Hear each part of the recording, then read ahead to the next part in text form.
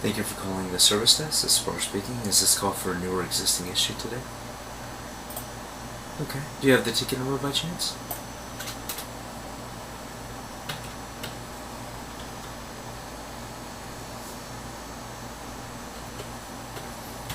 Thank you. Let me pull that up in the directory or in our system, and we'll see what we have for it. Are you calling for status or for...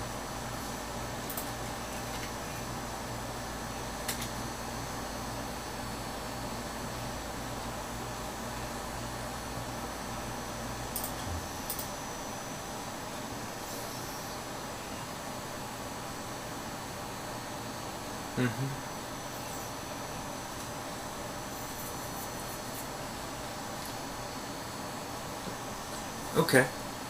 Sure, what does it say?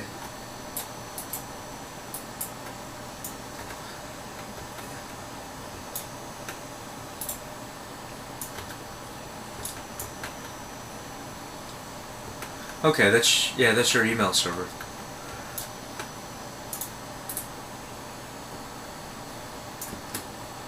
Right? Okay. Yeah. If everything's working right, it's not normal, but your browser is, your email is probably, they set it up both ways so that it can connect either on webmail. If it detects that there's no connection, it will try to connect you that way. So, yeah, yeah, yeah. Do you use any kind of macros or anything to log in, or is it all, you just log in manually like most people? Okay. Let's try and do this. I'll unlock your account, and then what we'll do is we'll do a Control-Alt-Delete to lock it. Did anybody do that with you? Okay. And this is Laura, is that right? C00E9N 847-327-5431. Okay. All right. I talked to you about something like a week or two ago. Same thing?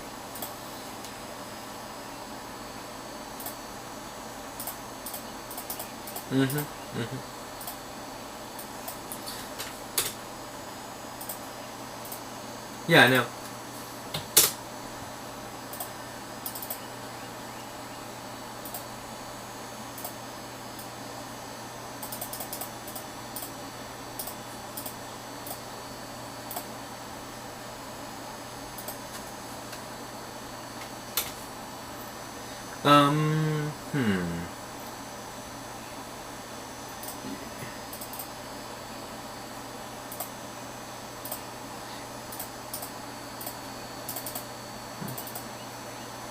Yeah, there's another Laura Pensa.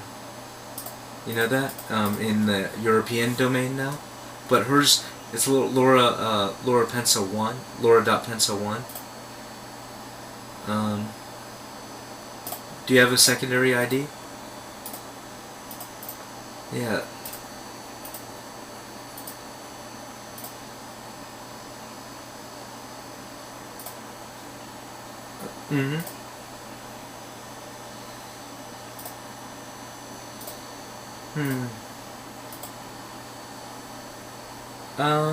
Yeah, this account, the Fusion one, that's correct. That's what they did. It's listed as Fusion. The title for it is CCG Research Europe, and it's the title, job title is Fusion Consultant. So yeah, that looks like that's your other ID. Let's make sure they weren't in error. They may have just been unlocking that or something like that. So your regular ID doesn't look like it's locked right now. Let's try and synchronize though, but give me a second to look at see if any of the domain controllers are locked. So yeah.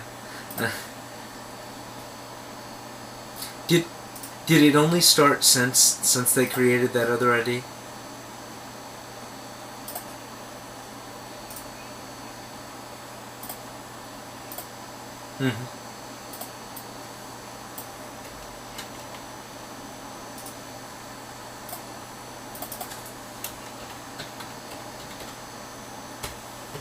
Right?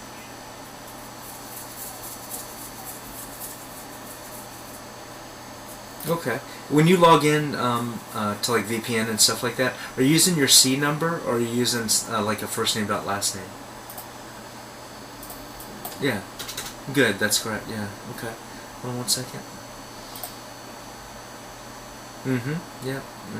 Us too, as you can imagine.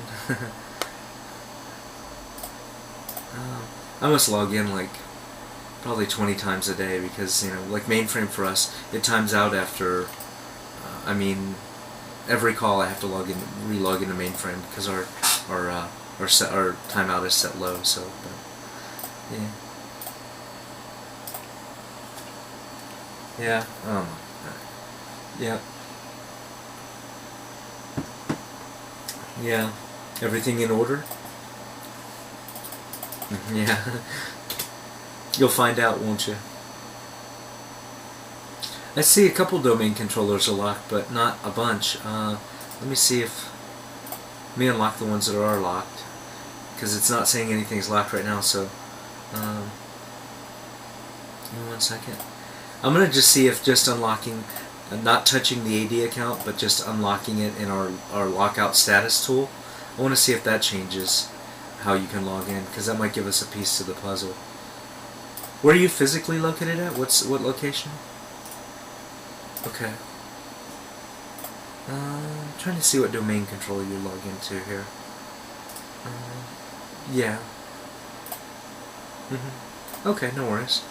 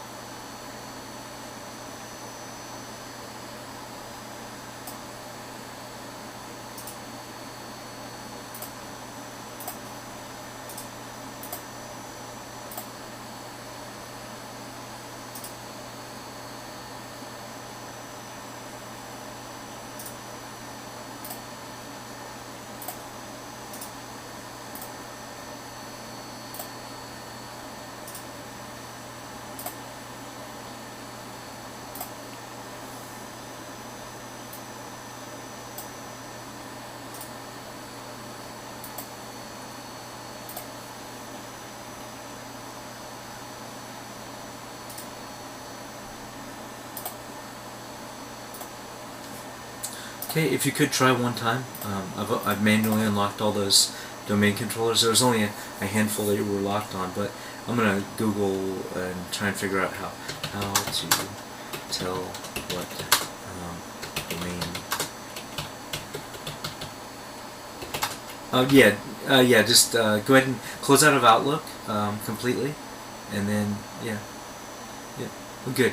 Okay. And then also something that is very often overlooked, and it seems like an application that you would use whenever we go to lock the computer to unlock it to synchronize. It's really important that you close out of MS Communicator also, because it actually it hooks in the back. You might as well think of it as a part of Outlook. So if you use that app, go ahead and close it out also. And if you don't use it, you should. It's an awesome application. So, okay. All right.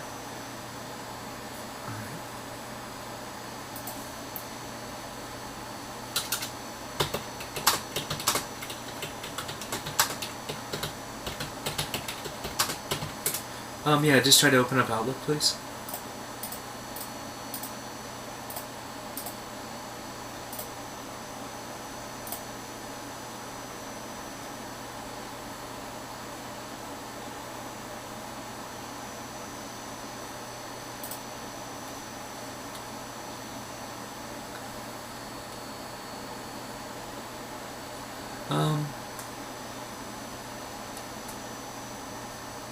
Okay, can we do this? I'd like to see what domain controller you're logging into. I want to put it in the ticket even if this fixes it.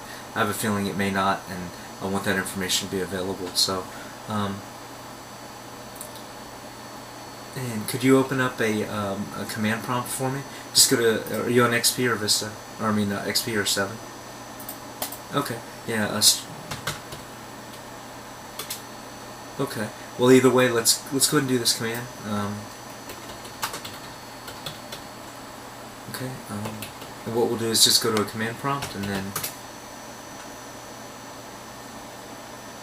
Okay. And at the command prompt, just type this. It's a simple command.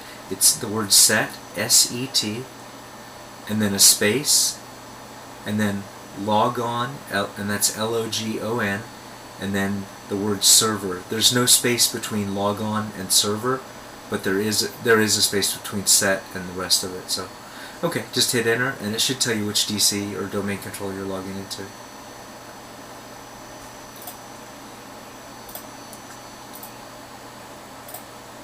Okay.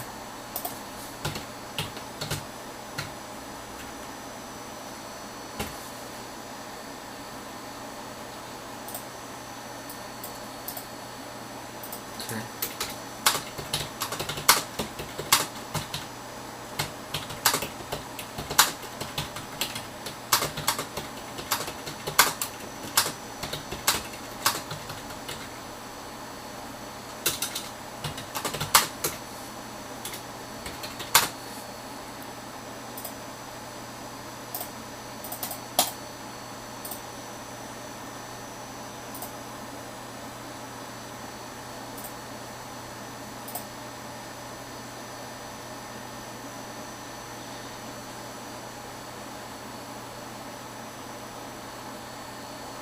Looking for that domain controller to check its status. Yeah, I see that. It says that you are not locked on that DC06. Okay. And right now just webmail is prompting you? Is that right?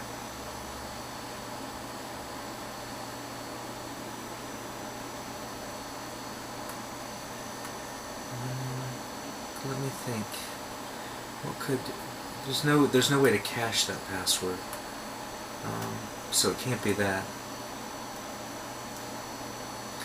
Are you on Outlook 2003 or 7?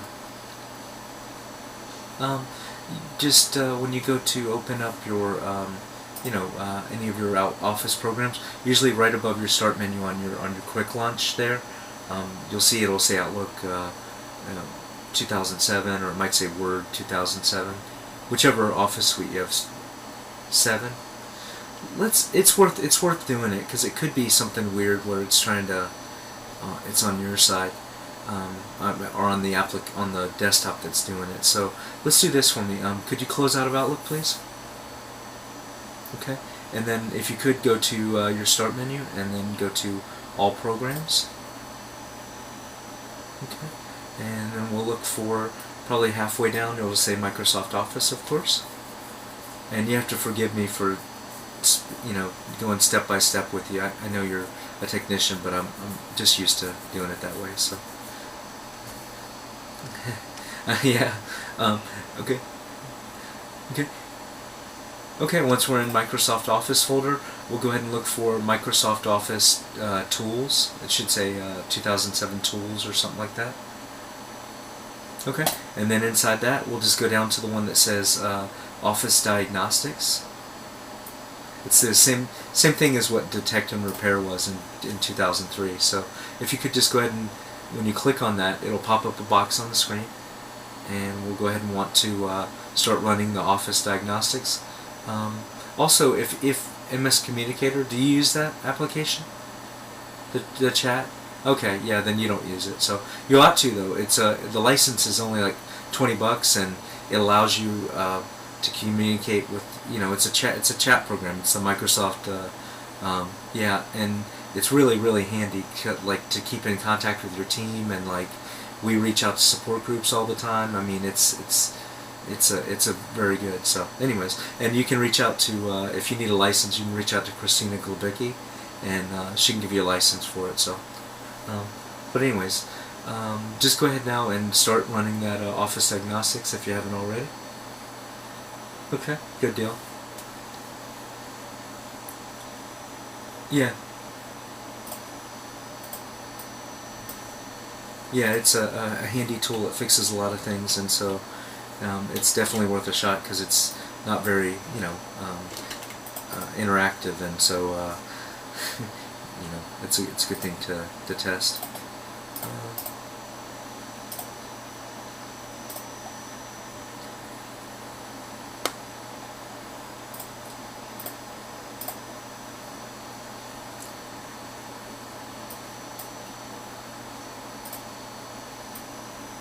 Okay, good. Excellent. Everything else going okay today? Yeah. I'm ready for the weekend to be here?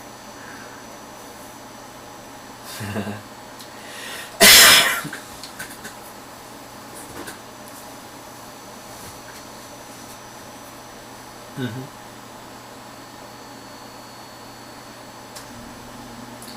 You get a lot of calls on it, or is it just maintenance, or? Mm-hmm.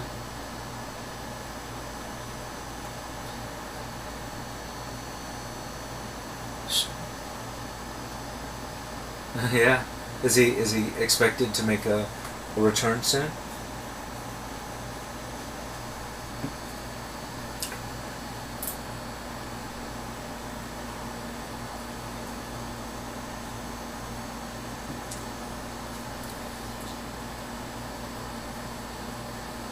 Mm-hmm.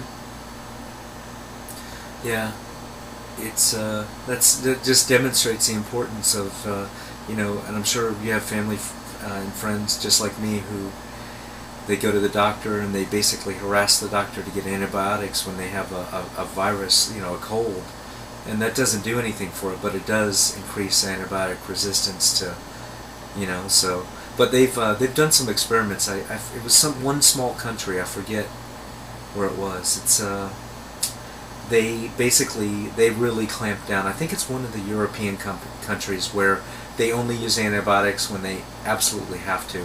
If somebody has an infection that's really even if they have an infection, they won't give it to them at the beginning unless they don't just do it willy-nilly, and they've found that their population in very short order has lost, at least the viruses that are exposed to locally seem to have lost their antibiotic resistance. So there's hope on that front that we can fix that. So that's a good thing, and an important one, because what happens if there's some worldwide issue that needs to